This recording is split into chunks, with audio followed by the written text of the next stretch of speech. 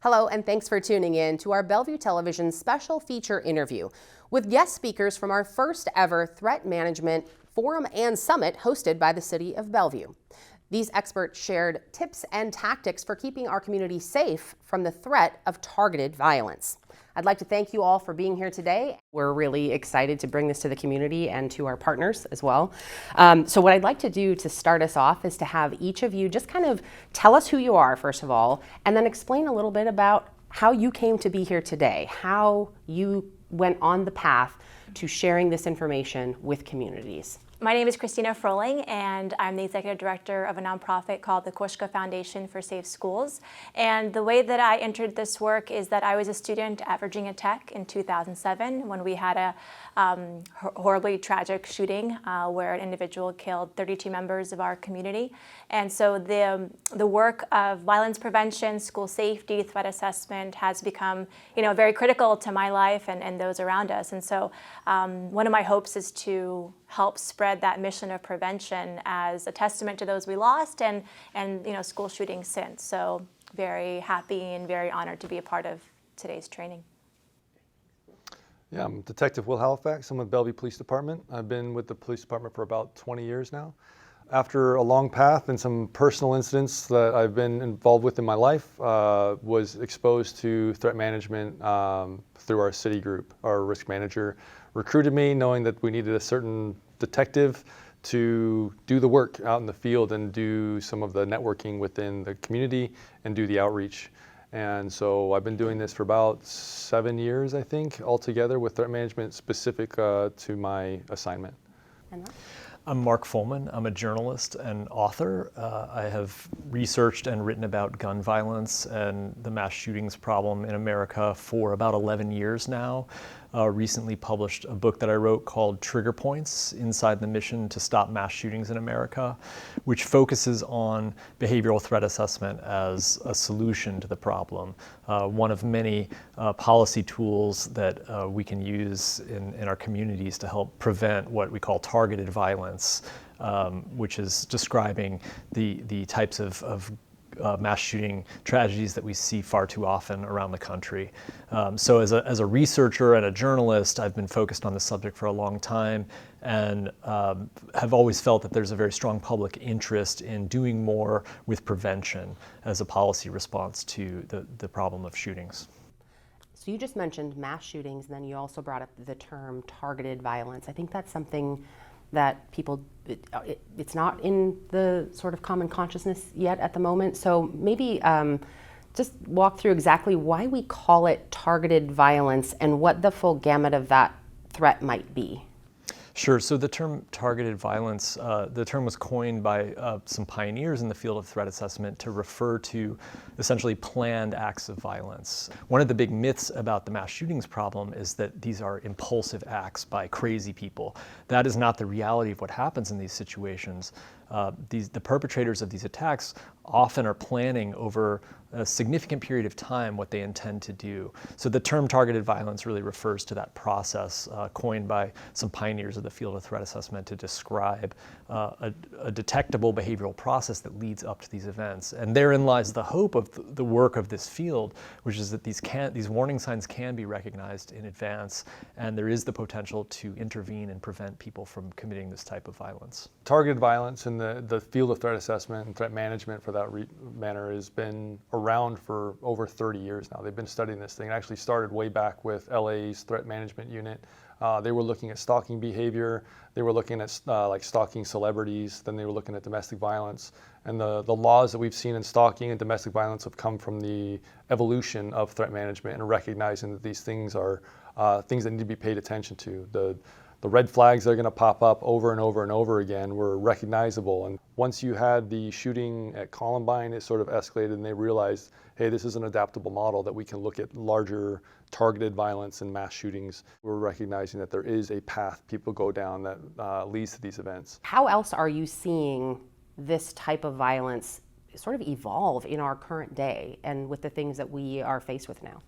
One of the themes that I emphasize in my book, Trigger Points, is that the community approach to preventing violence with the method of threat assessment hinges on the idea that if people pay attention to warning signs that the field has learned over time are identifiable and lead to potential interventions, that there's a lot we can do to prevent these acts from happening.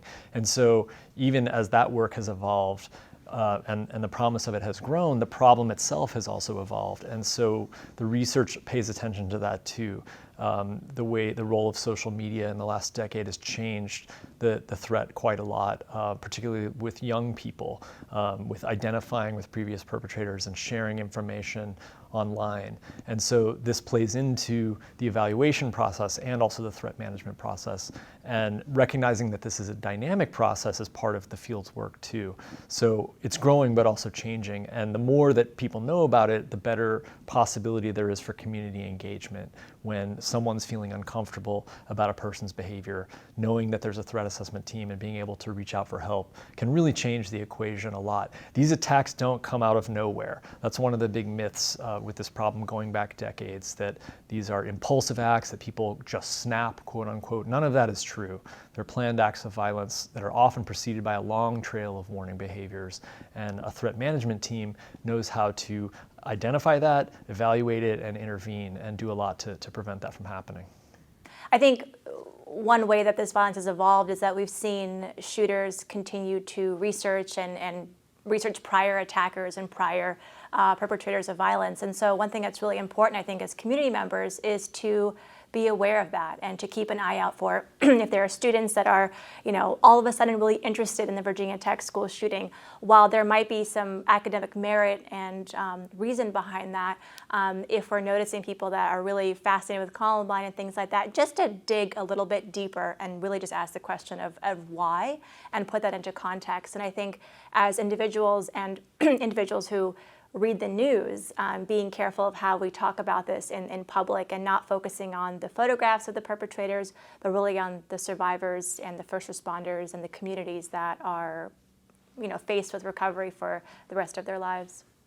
We've got to find a method that doesn't just try to eliminate people from these spaces, but also is a resource for these kids to get better and move forward, and hopefully, as a community, come together around this person to protect ourselves and our community and protect them from any progress that they might make down this pathway to violence. We've got this summit where we're really working with partners and with our business community, trying to help them to get into that prepared space, but then also that awareness part to the broader community in the forum tonight. So maybe kind of talk a little bit about how both of those pieces are really important to the equation of an overall better prepared community together. There's a saying in this work, you can't connect the dots if you can't collect the dots. And sometimes it's members in the community, it's teachers, it's soccer coaches, it's parents who might see something or hear something and just have that strange, vibe of this isn't quite right.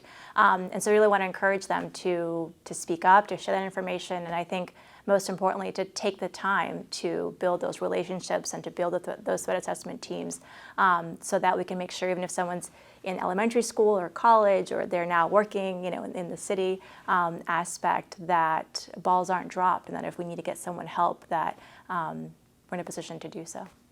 When we were sort of visualizing what this summit would look like, the initial thought process would be that we would do the training because the main goal is to get the people in businesses, in schools, in houses of worship, hospitals, the training that they need to form their teams.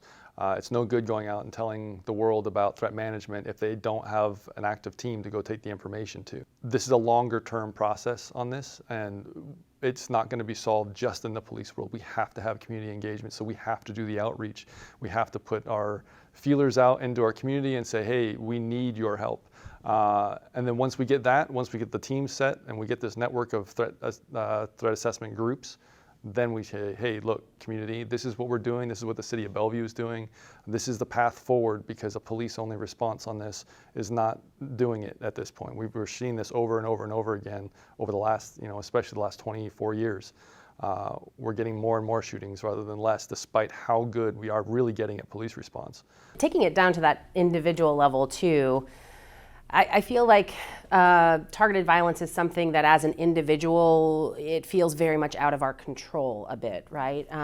So the way that we have tried to address that are strategies like run, hide, fight that we've been trained in our workplaces. How does that or those principles kind of dovetail with the threat assessment methodologies and the management of the threat? I think we see after major tragedies throughout the country often a very similar response, a heavy focus on reactive measures, on responding to these incidents, and to some degree accepting the idea that they're going to keep happening over and over. You hear a lot of talk about, there isn't much we can do about this, and that's especially, I think, way people feel individually sometimes. The difference with threat management is this is proactive. It's the prevention side of the equation. And from my perspective, as a researcher around this issue for a long time now, we as a country still way overemphasize reactive measures and don't do enough to invest in prevention. The idea that these will keep happening forever isn't an idea that we need to accept. There's a lot more we can do together in our communities to watch for warning signs and to seek help from people who have the training in this work and know how to intervene and manage cases of concern. So that's really the distinction between training and preparing for responding to an emergency, which is also important. Inevitably, emergencies happen, disasters happen. They're relatively rare, but we have a lot of these events, far too many in our country, and so to think more about preventing them and investing more in that, I think is part of the mission of this work. I teach the workplace violence training for the city of Bellevue. And when we talk about sort of the three phases, we talk about prevention, de-escalation in some circumstances, right? And then the response phase in these things. Run, hide, fight is a fantastic model in the sense that, it falls squarely in the response. Like something horrible has happened and now it's time to make a decision. My goal and the reason why I do this work is if we can get in there, and that's from the police side as well, if we can get ahead of the ball and just say, hey, listen, threat management will prevent any of my officers from having to respond to a major scene. It will prevent any of our community members from ever having to use their run, hide, fight training. That's the ultimate goal, right? I mean, the run, hide, fight training is excellent training. It needs to happen as a last resort sort of training. But if they never have to use that in their life and I've spent all these hours teaching them, like that's a win for me. It's harder to tell the stories of success with threat management. The news stories tend to be the tragedies, right? But there are a lot of cases where people who have been going in troubling directions and becoming potentially dangerous have been helped, have been intervened with constructively. I tell a number of those stories in Trigger Points, and I think it's really important for the public to understand this more because it shows the promise of this work, that we can do a lot more to stop these events before they happen and not just invest all of our energy and resources into what we're going to do when inevitably a shooter comes storming in. In your travels around the country, what are you seeing in terms of the community landscape and how prepared or unprepared in general our communities out there are? I mean, I think it varies greatly, right? Like anything else. I think often I end up going to places where tragedy may have struck, recently or decades past. And I think unfortunately sometimes it does take talking about those events and those memories to remind people that, safety is it's a continuum, right? There's always things happening in the background, but again, we may not hear about the prevented or the averted, attacks. But I think more and more people understanding that it is important and they do care. And I think the beauty and the work that we have to do is ask those questions. So again, as parents, proactively asking our schools, what types of drills are you doing? Do you have a threat assessment team? How often do they meet? Who sits on the team? I think there's still a lot of education to be done around the community knowing that they have the right to ask those questions and to really understand, how do I reach someone like Detective Halifax, right? How do I put a face to that? Because I think if they knew the great lengths that threat assessment team members would take to take a phone call or explain a mysterious text or social media post to a parent, it would actually help de-escalate a lot of fear in the community. And they would hopefully be more vocal to speak up in the future as well. So I think it's a positive. Yeah, I think even with the large amount of tragedies we've experienced in recent years, you do still find a lot of people in communities who have the feeling that, well, this can never happen to me. This is terrible, but this will never happen here. That's one thing that I think we still see a lot of.